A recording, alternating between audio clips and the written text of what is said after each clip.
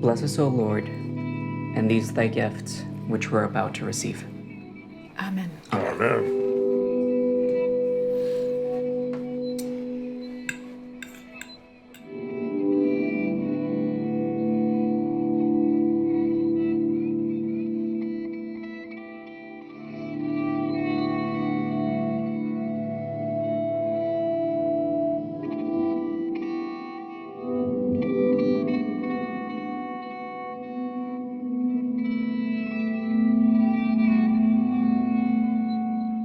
My name is Em Weinstein, and I'm the writer and director of In France, Michelle Has a Man's Name, which is playing currently at Slamdance. And the movie is about a young transgender man who returns home to see his parents after he's been estranged for several years. And he's from the rural American West. We shot the movie in Eastern Oregon. And it's really a father-son story about rituals of masculinity and male bonding and this painful realization that sometimes acceptance and coming out is just the beginning of the story, and actual understanding of gender and of identity takes a lot more work. Yeah, and it's a 12-minute movie.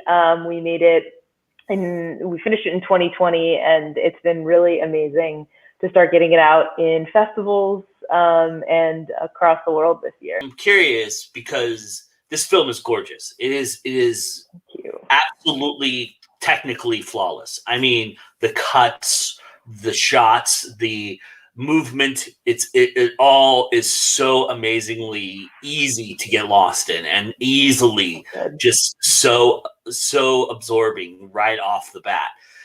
I know that you've made a couple short films before, and I'm curious, how much of what you did there did you take into this, and what were some of the lessons you learned that helped you create such an incredible film like this? Oh, well, thank you so much, first of all. And it's just so nice to be here talking to you. Yeah, it was my second short film, and I made it with a bunch of the same people that I made the first short film with, which was amazing because we sort of already had a language. The DP, Alexa Wolf, was on the first short film. One of our producers, Alex Masters, was on the first short film, which is called Candace. And so even just, the three of us as a sort of triumvirate already had this language about, the types of films we wanted to make. So that made this a really sort of natural next step for us. But I learned so much making that first film. I was in theater school at the time. I went to grad school to study theater directing, and so much of what I learned about storytelling and naturalism and human behavior from theater school is what I took into these films. And really it's just breaking down story into its most simple levels and trying to connect the dots in ways that are both very kind of simple in terms of human behavior logic, but also make the audience need to lean forward and sort of put the pieces together themselves. This movie has such little dialogue, which was really a challenge that I wanted to give myself. My first film was told almost entirely through dialogue.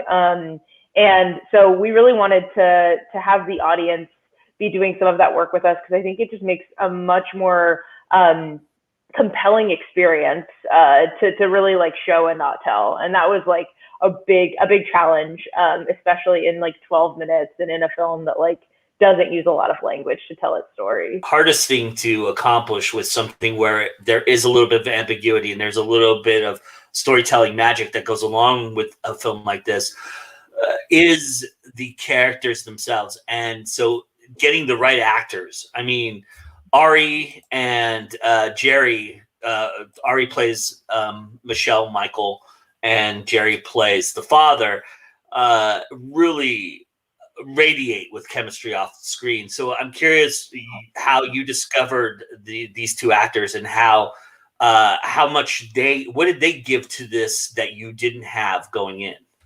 Oh my gosh, they gave so much. I mean, so Ari and I have been best friends for years. We met my first day of college. He helped me move into my dorm room. So I've known him for a really, really long time. And part of why I made this movie was because I cast Ari in a few plays in college, and he never acted on screen before and sort of hadn't acted except for my plays in college. And I I had a hunch that he would be amazing in it.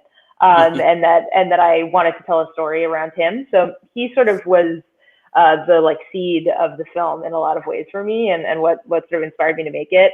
And then I knew that because Ari hadn't been in a film before, I wanted to find actors who felt like, one, super naturalistic and almost like non-actors, but people who had enough experience so that Ari like could really be the only newbie on set. So Olga, who plays the mom, Neil, who plays the Jeff guy in the strip club, and Jerry, who plays the dad, are all actors out of Portland, Oregon. And we worked with this lovely casting director there who gave us sort of an amazing deal and found us a bunch of our Oregon actors. And they were all folks who'd acted, you know, Jerry's been an extra in a ton of movies and has small parts in a bunch of movies. And Olga had acted at different theaters around Portland. And we rehearsed one day before filming, and they just had such beautiful chemistry with Ari. And Ari is also just one of the most like generous, open-hearted people, and was like very honest with them about never having done this before. And they just sort of became this little family in our one like half day of rehearsal. And it felt very real. They did a whole bunch of work kind of prepping for the parts before they got to set. And it just, they felt like a little family, which was kind of amazing. And Ari and Jerry are such an odd pair, but like had just beautiful chemistry. And our shoot days were really long and hard, and no one was getting paid. And there was one day where it was like pouring rain and they were outside, and they just bonded. They were like sitting in a car together for hours, and before the camera started rolling. And once they did, I was like, oh, this is electric between the two of them. And it was really like beautiful to see, and kind of something, especially on a short with like no budget, that you can't really tell until you get to set, and you're just like praying that you made the right casting decisions. And luckily, like I had an amazing producing team who watched reels and could, you know, look at the monitor with me and help me out. But really it was sort of a little bit of magic that they worked together so well. Did anybody subvert your own expectations? Did you have something written differently that somebody changed for you? Oh yeah, there were a whole bunch of little things that changed. I mean, it's funny, like there are a ton of little tiny lines that we adjusted or cut. Actually, there was more dialogue in the film, not too much more, but there were like 4 or 5 lines that we ended up cutting, because we were just like, if we can tell this with as little dialogue as possible, that sort of would be amazing. Because I think especially in like parent-child or family interactions, like talking sometimes is really hard, and so much is what's unsaid.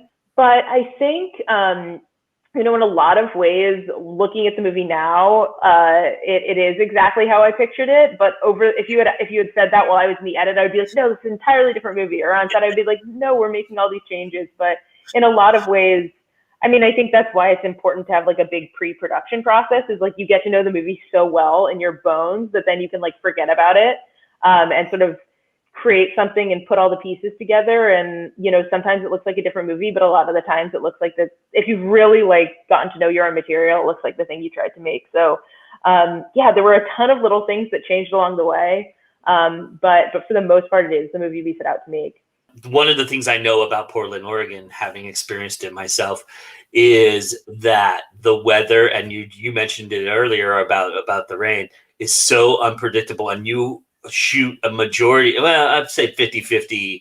There's some outside shots and things like that. And you're trying to project a Midwestern feel, which has a little bit of sunshine and a little bit of desolation. And you had some overcast in some of this idea, but talk about how hard to pre-produce Portland, making a movie in Portland is. Well, the thing is, my dad lives in the Dalles, Oregon, which is like 2 hours outside, and I grew up going to Eastern Oregon, which is where we shot a lot of it, which is like these beautiful arid wheat fields. It's just like looks like an old Western, and they actually very rarely get rain out there. It's like you cross over from Cascade Locks on, and it's like desert. So it was really funny because we had the only thing we shot in Portland was a strip club, which was indoors. And so we were like, this is great. We don't have to worry about rain. It never rains in Eastern Oregon. And usually, like, we shot in September, it's usually like in the 60s, like 50s, 60s. I've grown up, you know, my dad was there since I was little. I've grown up there, you know, since I was a kid. And, you know, I was out there for 3 weeks before we shot the movie, great weather. And then the weekend of the movie, we got this huge storm.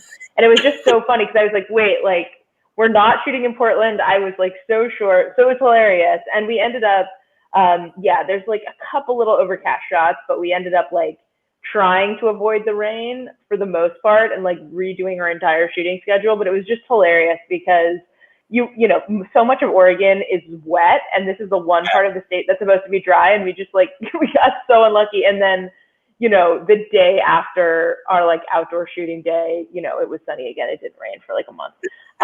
So it's just, you know, Murphy's Law, especially with these short films where you can't reschedule and everyone's just doing it for free and you're all cramming into a motel room for the night before. But, you know, our crew was amazing. We were really cold. It was like 40 degrees and everyone had packed for 60. It just, you know, you can never tell. And my next short will be inside. What? Sorry. Making indie films, right? That's what it is. It's just that's completely what it is. And yeah, and the magic of post-production is amazing, but it only goes so far. So we learned a lot, and yeah, like I said, the next short film I'm making is completely takes place on a soundstage. So not until I make a feature am I going to be doing that much outdoor stuff again. We also shot it in 3 days and had like 6 or 7 locations. Sure. It just, we needed, you know, we were moving like crazy people. So it was a lot How did you fun. find the bathroom? That must have been a really hard shoot because that looked like it was tiny. It was small. It was a really funny bathroom story because we shot it it was a public bathroom in a park. It was separate from the gas station, and you know that we got clearance to use this park for free in this small town, and this is a little graphic, so, but you know there's a shot of a penis in the movie, which was very important to me because we were going to shoot in a strip club. It's not a real penis, it's plastic. It looks pretty real, but it was a airbrush plastic thing, and we were shooting in this public park, and you know, so we had one of the men's bathroom we were shooting in, and the women's bathroom was sort of for the actors, holding cell, and we had all these PAs who were supposed to make sure to direct the public elsewhere, because they couldn't use the bathroom. We had this whole snafu happen with this fake penis, because the fake penis came with balls, and they didn't fit in the poor actors, you know, pants, and it became a whole thing where we ended up having to like mutilate this plastic penis to get the shot in the other bathroom. And unfortunately, right when we're like taking a literal knife to this thing is when a PA walks away from the front door and an old lady walks into the women's bathroom, and to like 3 people chopping up what looks like a very real human body part. She screams. We, of course, like, you know, the producers are like, no, what happened? And like rush out to apologize to her. And I think it was okay. We ended up getting the shot. I think she was a little bit traumatized, but we explained to her that it was plastic and she didn't walk in on some sort of, you know, serial killer, sadistic fantasy. But it was hilarious. I mean, just like great indie filmmaking stories that, you know, in the moment are horrifying, and then you look back on them with a laugh. And the PAs felt terrible, but you know, it was a learning experience for us all. You know, the other thing that really struck me about this film, obviously the composition of shots, and I want to talk about that as well, but the colors and the vibrant way in which you manipulate and mute color in this idea. There's an incredible shot of the back of the cab of the truck, and there's this like beam of sunlight that just hit the window at exactly the right time. And I mean, it looks so natural. If it is natural, that's great. But all of those things, you know, you talked about your synergy with your crew and everything like that. Did you plan a lot of that in pre-production, or were you looking at maybe shooting in a different, maybe with a filter and then trying to manipulate the color in post? How did you guys approach that? It was all in pre-production. We were using these old Cook lenses from the 70s. Oh, and nice. Really cool. And my DP is just like very much not into fixing things in post, especially when you're trying to make something that looks, and we shot it digitally, but we're trying to make something that looks filmic, and like we want it to look like an old Western. So we ended up, a lot of our shots, or like our like babies, as we called them, we were like mimicking shots from other movies, or like the shot that you're talking about of that car was from, we were looking at all this footage and we found this commercial for Pendleton whiskey, which they make out in Pendleton, Oregon, which is the biggest rodeo in the world. And there was this shot of a car sort of in a similar landscape. And I was like, oh, I love that shot. And my DP was like, oh, that's a really interesting shot because the camera is actually placed in a really kind of a weird place, which is what makes you like the shot. And I was like, oh, I never would have guessed that. So a shot like that, we had like planned from the beginning. And then there were other times, I mean, we were way too ambitious with our shot list. So we ended up having to like make a bunch of decisions on the fly. And so some of the shots, were really us working together on set. But for sort of our the like iconic shots of the movie in my head, we had planned out for the most part by like watching a ton of movies and saying like, okay, do we like, maybe we don't like, this color palette, but do we like this composition? And then do we like this color palette? And I think it's partially because I did train as a theater director that I'm just like not as, I'm a visual person, but I just don't have the vocabulary as much. So I really love to steal things from other filmmakers and make them our own. But we like our shot list had like little images next to it, and we're like, we're gonna steal this composition, or we're gonna steal that composition. So yeah, you're not alone in that. That's yeah, we all pay homage at some point. I think it's just embedded in you as a filmmaker. You kind of you don't mean to do you're not stealing per se, but you do want to give that sense of you have some kind of influence and background from something like that, right? So yeah, and especially just like with no budget, you have no time. You can't like move the frame. I mean, you can, if you take the time, but for so many of our days, it was just so nice to be like, okay, the DP knows exactly what I mean because we've looked at this one image and, we have 1 hour until the sun goes down. So let's just do it. And, but yeah, it's all like in there no matter what from watching movies, but I found it really nice to sometimes just have a picture of literally like where I want the body in the frame. And sometimes, unless you hire a really great storyboard artist, many times it seems like the best way to do that is to just screen grab your favorite movies. The most fascinating thing about the composition of this film, and I watched it twice to kind of thank you go through this. You do not have a single cutaway in this movie at all. It's all wide shot, medium shot, press shot, movement shot. There is there's so many places in which you could have, like when the bouncer is checking the license of Michelle, or when she's serving food. Was those conscious choices that you guys made in doing that, or was that just something of the time you just didn't have the time to get those kind of shots? It was sort of both. I think we had we did a couple cutaways. A lot of them did get cut on the days. They were sort of the first to go, partially just because like I wanted to focus on what was going on for the characters and also sort of make the audience lean in a little more. But it's funny. We had about 3 or 4 that got cut.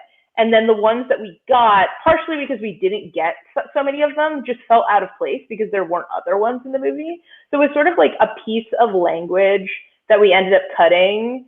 Funnily enough, though, in my other short, we also cut all of our cutaways. So it might just be like a taste thing for me. But it's hilarious. I work in TV a lot and write a lot of TV, and I would never, TV is so much more about like efficiency. So I'm writing cutaways the whole time, and I'm like, yeah, well.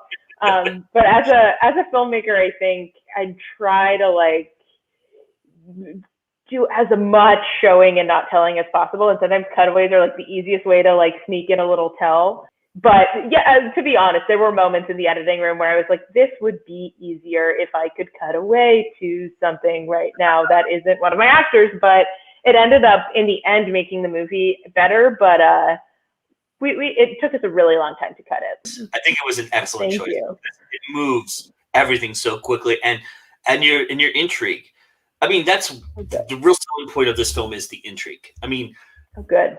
There's an incredible story and message being sent here, and I want to talk about that too. But there is kind of, I hesitate to say kind of David Lynchian, Hitchcockian intrigue in this. But there is a little bit of that, though. It's so fascinating how quickly when you get to a point in this film and you realize that you just got something that you didn't have before, and it's so amazing to see that. So I would imagine when you're writing this script, did you feel like that was what you were going, oh yeah, I'm going to do that. I'm going to do that here. And I think I full on thank you. Cause that is really the thing I was going for, was just like tension and intrigue and suspense. And like, I mean, I grew up like on Hitchcock. He's my favorite, in so many ways. And also, on just like, I remember reading, Tarkovsky's Sculpting Through Time. And he talks a lot about, needing the audience to finish the film, like a film without an audience not being a whole story, because the audience's brain is what like connects all the dots. And I've made a lot of other work that doesn't, I don't think you need that to tell a compelling story, but I think especially in cinema and especially in like short form cinema, I think it's just such an essential tool to engaging the audience and to making them want to watch your film. Because as soon as you start like spoon feeding things, unless it's like a very fun comedy or a genre movie in which you're sort of like strapped in for the ride just by the premise, like, I want to be on the edge of my seat putting things together, and I want to be treated like an intelligent audience member. And so that's definitely what I try to do. And even more in this film than the last one, I just wanted to heighten the tension without kind of using the simplest tools that I have in my book, which are like dialogue and explanation and exposition, and like how do you tell a story using really just like acting and cinematography, and sort of actions in time. Obviously, the message is very strong. It's very powerful, and it is something that you want to get across. And transgender issues are very, very prevalent, and but you also are a storyteller, and I'm curious, did the two were you able to find that mingling point right away, or did the two kind of clash for you a little bit in writing the story and then of course making the story as well?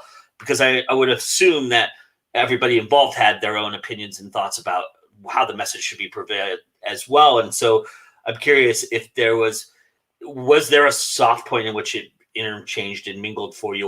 Yeah, I mean, I always wanted to make my next short be sort of about masculinity through a trans man main character, but it actually took me quite a while to find how to tell that story, in part because of what you're saying. Like, I didn't want to make a film that was like purely about coming out, or about sort of a message of acceptance and a sort of, I think those films are important, but it doesn't really reflect the parts of myself and the parts of like my imagination that I want to add to the story, and my like the political chip on my shoulder, which is really just about like masculinity in general, and also about trans masculinity. So it took a little while to land on the story. I'm also like, I love absurdity.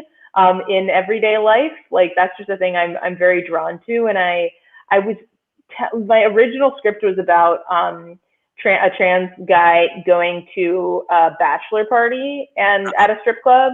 And I was visiting with my dad, and I couldn't figure out the ending of this movie. And I've been working on it for like 3 months. And the producers were like, you need to get us the last draft. We're shooting, this was in like June. We were shooting in September. And I just was really unhappy with the script. And so I was like, I was visiting him, and I was like, I'm going to go to a strip club because maybe it'll help me crack the ending of my film. And my dad was like, oh, I'll go with you. And so my dad and I went to a strip club. And while I was there, the entire script of this movie came to me, and I went home and I wrote it in 10 minutes. And I was like, oh, this is the story I want to tell. This is like what I've been trying to do in this other story. But this is a far more subtle and more absurd and more like true to me story than the sort of like bro-y comedy, Wedding Crashers style script that I had been struggling to write before. It's funny, I just wrote a feature version of the short, and parts of that original script, which I ended up throwing out, are now in it. So, no matter what we throw out, it always comes back, I feel like, somehow. But yeah, I think especially when you're trying to communicate social issues and you're trying to make a political statement with the movie, like doing it in a subtle way, in a way that feels like very grounded and very truthful to the filmmaker, like that's what separates agitprop from like a piece of art that can change people's perception. I hope it like speaks to both a trans audience and a cis audience, and communicates something about masculinity in a way that doesn't just feel like you're being hit over the head with a message. What do you love about making indie films? Oh, I mean, it is just the most, being on set for an indie film is like the greatest high I've ever experienced, to be honest. It's just those days in production when everyone is working together, and even though like no one's getting paid and you're eating like lasagna donated from a like weird local restaurant and you're working 16 hours in the rain, like it just is so amazing to be there with filmmakers who are in love with the art of filmmaking, and who pop, into Video Village and go like, oh my God, that looks so amazing. Even though like, they're a costume PA who this is the first thing they've ever done. And I think the community of filmmakers that makes these movies, both like in production and then the ones you meet at these festivals, is why I do it, and like why I still am so in love with it. And it can be so hard to make these movies, so hard to finance, and like just Murphy's Law every time. But when I'm on set, and then when I'm at festivals or like talking to people like you, it makes it all worth it, and it makes me want to do it again.